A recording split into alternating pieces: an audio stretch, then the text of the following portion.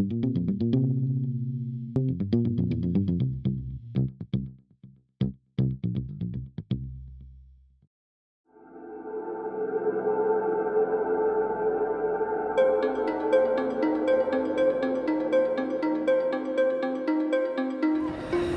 climate is changing, and it's largely due to the greenhouse gas emissions from human activities. The scientists are clear on this. In 2005, the National Science Academies of 11 countries wrote a letter to the G8 asking them to take immediate and serious action on climate change. In 2007, they reiterated this message with signatures from the National Academies of Science.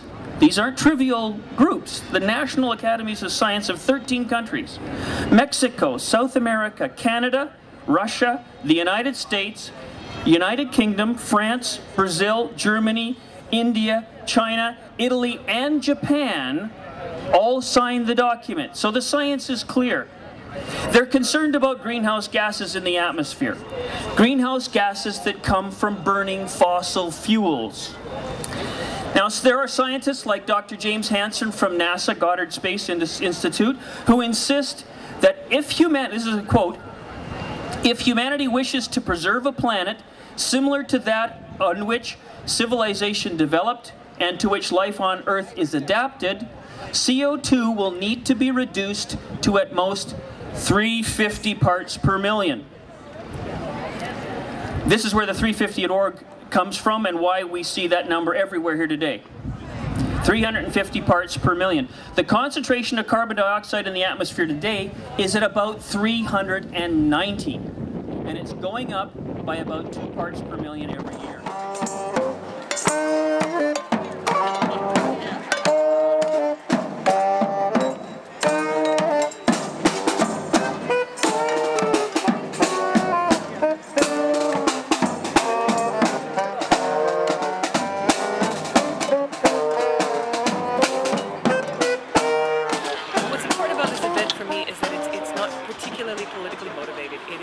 It is a group of concerned people that are gathering together to just address environmental issues. And that this happens during the provincial election is, I think, a really strong motivating force for I think, all of the major parties to just sort of give a listen at where people's heads are at. We're not so much, you know, concerned with, you know, that there's another election happening and we have to go through this process again. Many people feel that that process is perhaps even a little bit faulted and needs review. But, you know, it's bringing together all of these different, you know, grandmothers and students and people from all sorts of various organizations to speak to the climate crisis. So you're campaigning for the Greens here? I am indeed. Okay. And but you're not running as a candidate yourself? No, right? I'm not. But you have been in office before? Ah, way back in the 1980s, I was elected to City Council, yes. So what brought you to this particular party? Well, interestingly enough, they were receptive to ideas, and one of the ideas that I had back in 1986 was free bus service. And over the decades, I've been raising this issue whenever I could, and I raised it with James Beddome, and he said it was a doable idea. And we've costed it out, and we've actually worked on the numbers to the point where not only is free bus service the right thing to do environmentally and socially, because it puts instant money, extra money, right into the hands of everyone's pocket and cleans up the air and the environment, but it also saves money for Manitoba taxpayers. We would actually save money if buses were free, and that's because Autopack, most of the accidents that happen with automobiles happen at rush hours. It's and if we can take 20 or 30,000 cars a day off the road, the carnage savings from injuries and damage to vehicles would exceed the cost of putting the fare into the fare box. Okay. So in what other ways are you personally going about trying to be more environmentally focused in terms of, you know, doing your part to reduce the emissions to the 350? Well, I ride a bicycle. I have ridden winter, so year-round. I've done the year-round bicycling. And I've reduced my personal carbon footprint quite a bit. I used to have a big house and several vehicles, and I've scaled back, and I'm not quite happy with my newer lifestyle. So what demands do you think we should be making of our governments provincially and federally? Well, I think if we're talking energy-wise, I think we really should be scaling back on what we use, making our homes warmer, using alternative energy sources like solar and wind power and geothermal. And we should certainly not be flooding our Northland with dams to supply energy to America. This is not in the best interest of Manitoba. These mega projects in the hydro create 0 jobs for Manitoba, and we're selling the power for less money than we pay for it ourselves. So it's just bad policy. Are you giving anybody a ride in your little cab here? Jump in. You can get the tour right around the block right now.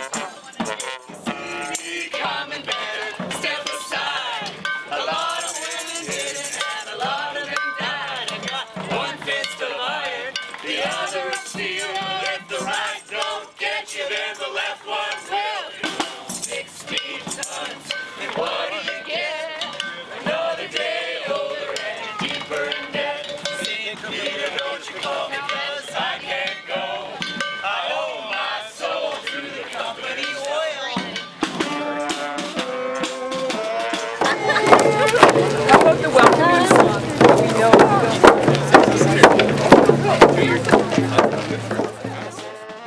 We've already seen more severe weather events, and we're seeing more of them all the time, more severe and more often. The floods Manitoba's experienced this year is consistent with the computer climate model predictions, as are the increasing severity of tornadoes and thunderstorms and droughts, and further away of hurricanes and dust storms and coastal storm surges.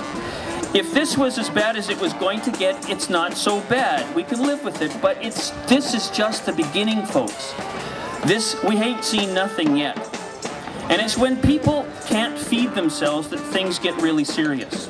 So that's what's in peril, food.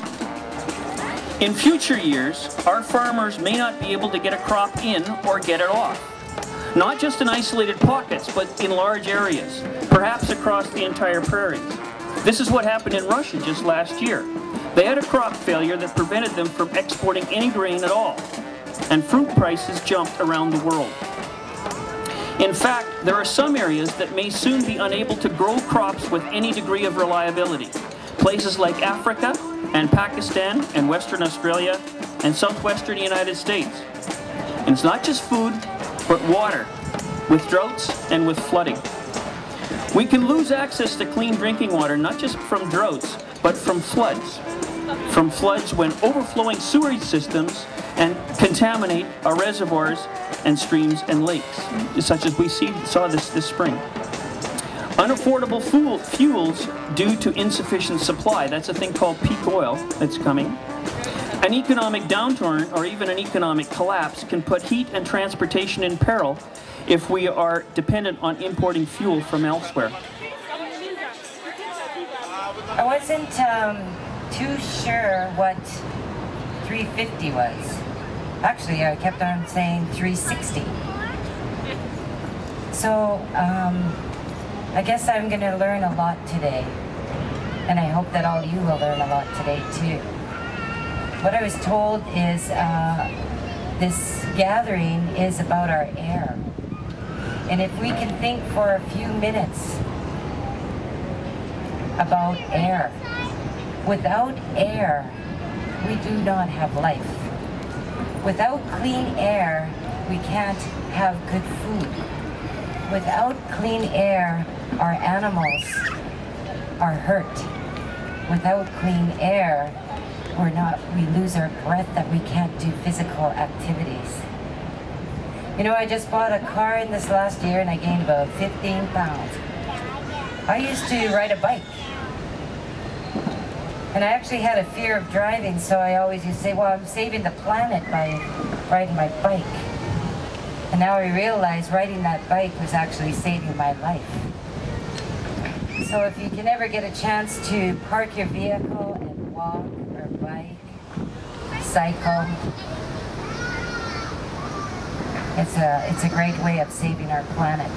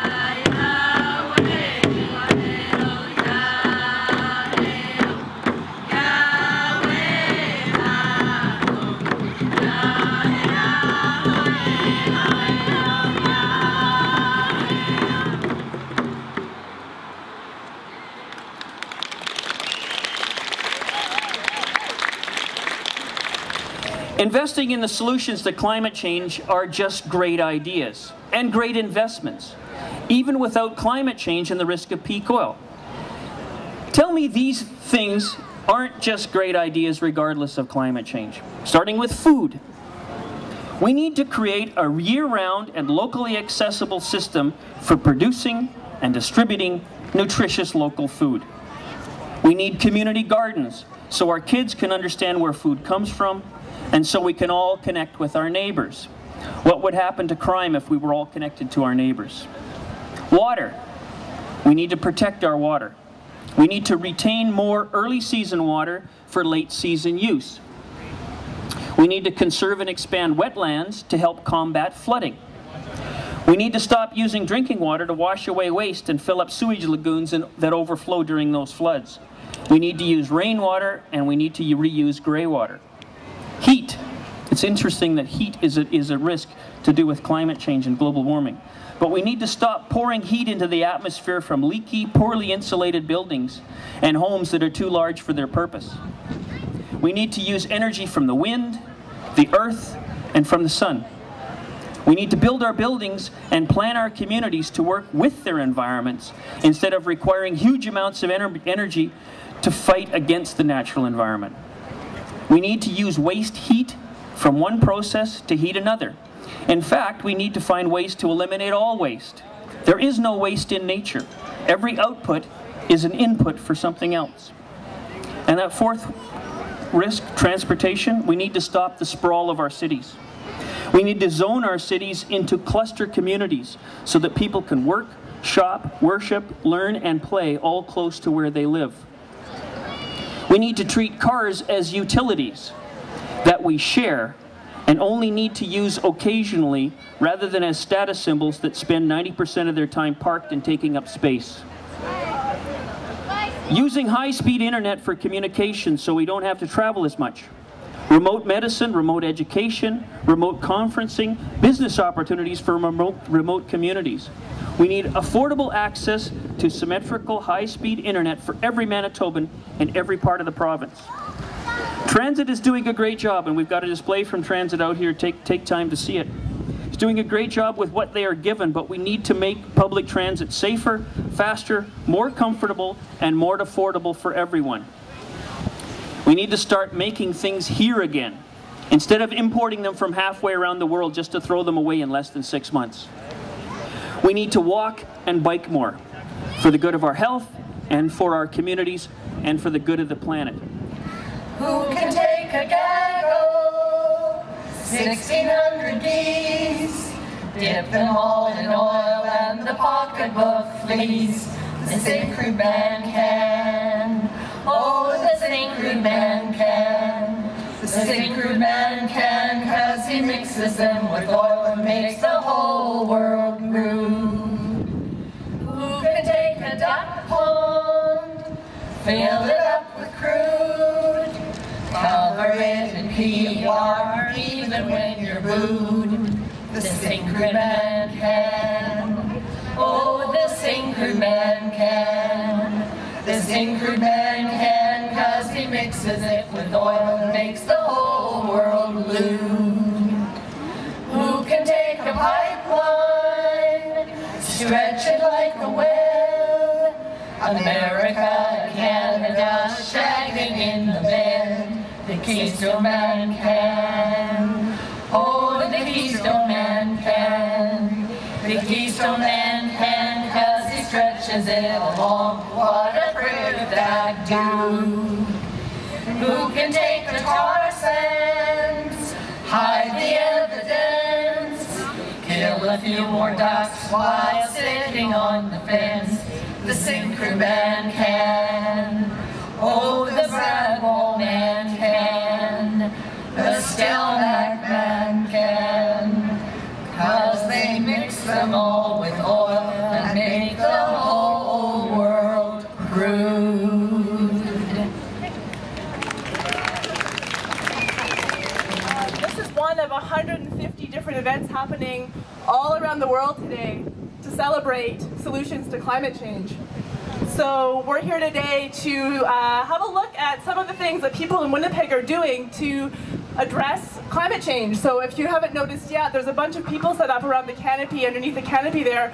Go visit them, talk to them, get inspired, and maybe start talking with each other about some things that we could be doing as communities. My name is Trevor Sementalk. I'm with the local chapter of the Council of Canadians here in Winnipeg. The Council of Canadians is a very large and multifaceted group. We have both the national office as well as local committees across the country in every major city. We're involved in sort of advocating on issues based environmentalism to social housing to poverty rights. I'm Sharon Taylor. I'm with the Manitoba Farm Mentorship Program, and it's a program of the Organic Food Council of Manitoba. Well, we educate people about organic food and farming, and for people who are interested in becoming farmers in Manitoba, we have courses and workshops for beginning farmers to prepare their farm dream and think about their plans for farming into the future. My name's Mark Lobo, and I'm with the Canadian Parks and Wilderness Society, Manitoba chapter up. And what our group does, we really promote wilderness conservation both in the province and across Canada. We've been doing it since the 60s. It's something that we really feel is important to climate change as well. One of our main goals is to try and preserve 50% of the boreal forest across the nation. And one of the reasons we think that's really important for climate change is that the boreal forest is not only sort of the lungs of the world forest, and one of the really important features of boreal forest is it really preserves in the peatlands and in the bogs a lot of stored carbon dioxide within the trees. So protecting that forest means we're also sort of protecting the climate to ensure that we're able to keep preserving the wilderness that's out there and the species that depends on that wilderness. You can look forward to a 2012 Wilderness Calendar we're going to be putting out. It'll be in shops, stores all around you, late October, November. Hi, my name is Dave Elmore and I work for Green Action Centre. Green Action Centre is a non-profit environmental group. We basically try to provide people with more sustainable choices, reasonable and feasible sustainable choices to live what we call a greener, better life. We are a Manitoba-based organization here in Winnipeg, and you can find out more about us at our website, www.greenactioncentre.ca. My name is James Beddome. I'm the leader of the Green Party in Manitoba. I'm also the Green candidate in Wolseley. I came out to Moving Planet because I think it's really important that we create community and awareness about climate change and about subsidies going to fossil fuel industries and, and all of the planetary crisis that's upon us and that we need to address for ourselves and for future generations. So I think it's really important. This is a great chance for people to de-silo, as they like to say, and different groups to kind of cross-mingle. I want people to address issues, like the planetary crisis, like poverty, like the risks of nuclear waste traveling up and down Manitoba's highways. All of these issues need to be talked about, and I think without a green, they won't be talked about as much. And I think that's what we can accomplish. why I was happy to come out here today. And the music's great. You can hear it in the background, and you know, it's just nice, fun, relaxing too, mingling with people. I think that's an important aspect, the community aspect of all these events.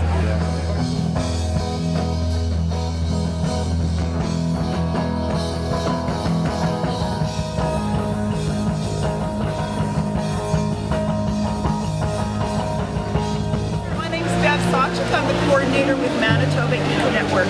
Manitoba Eco Network has been around for about 25 years. We're an environmental umbrella, and we represent over 50 environmental organizations in Manitoba. So we work to help promote and foster these environmental organizations by holding workshops, information seminars, advising them of fundraising opportunities, and working with government and the media and the public. So essentially, we're a network and we make connections. We also got some of our own special projects. We publish something called the Eco Journal. The Eco Journal is published 5 times a year. It's an environmental magazine. It covers environmental issues you might not hear about in mainstream media. Like our display says, we also have a website that talks about our EcoPop calendar, which is environmental events across Manitoba.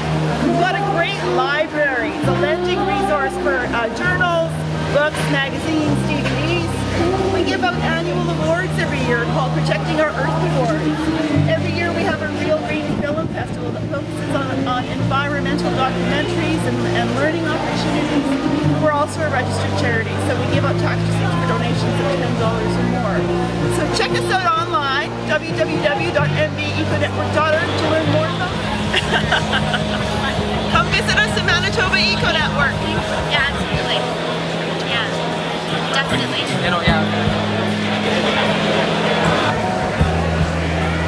I'm Stacy, and I'm with the Winnipeg Green Show, and it's October 22nd and 23rd at the Winnipeg Convention Center, and it's a celebration of all things green.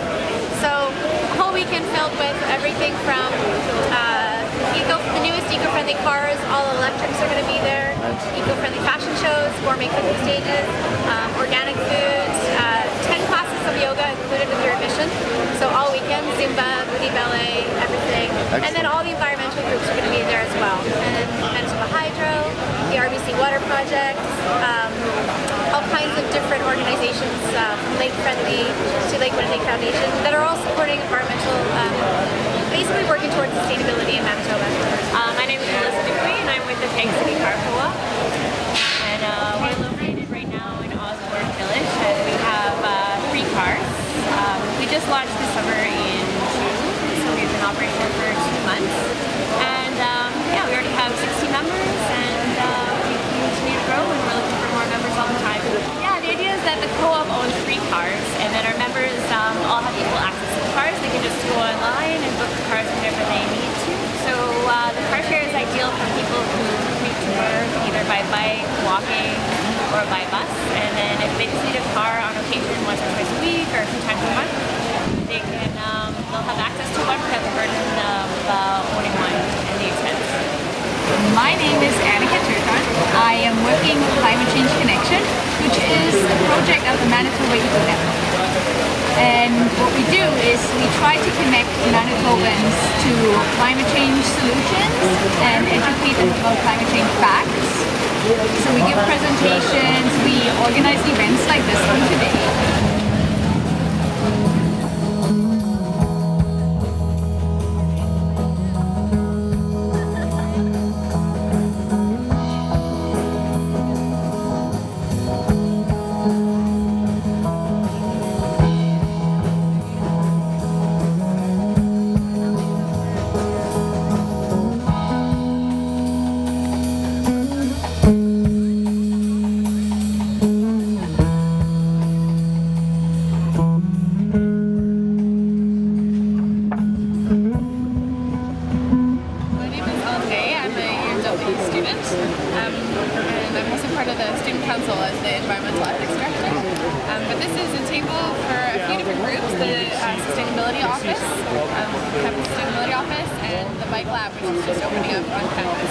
Basically, it's just looking at what does a 350 world look like to you?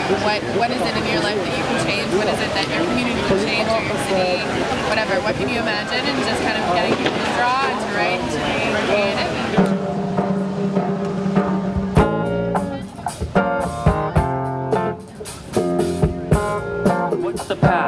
get there. For all of these things that are at risk, food, water, heat, transportation, the path to solution is the same.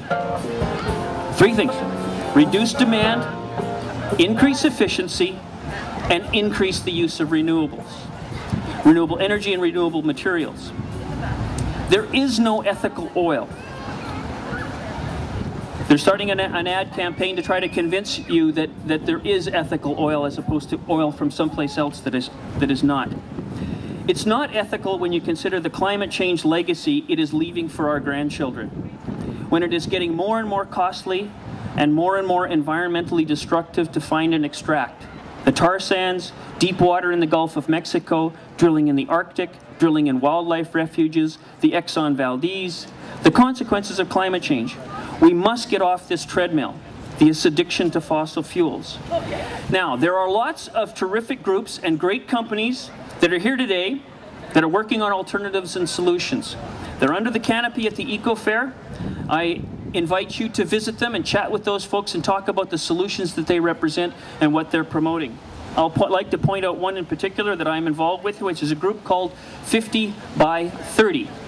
50 by 30 is a group that has a vision that Manitoba can increase our renewable energy ratio to 50% from the current 30%. So more renewable energy and less use of energy, reducing that demand, using that reduced demand, increase efficiency, and increase the use of renewables.